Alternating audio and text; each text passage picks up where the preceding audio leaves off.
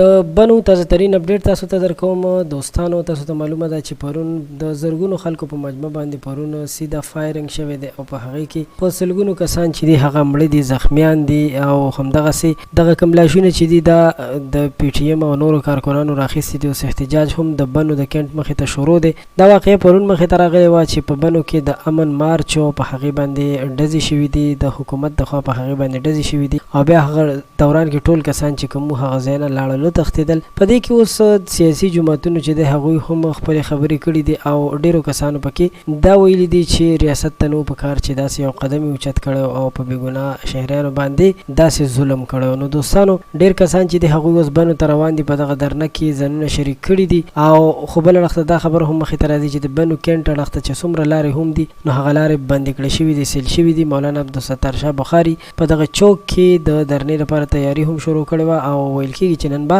منظور بشتین هم دغسې درنو ته خطابونه کوي. تاسو ترین اپډیټ د بنو په باره کې همدا وپوښتو. پوسټ چینل سبسکرایب کړئ. مننه مو کوم.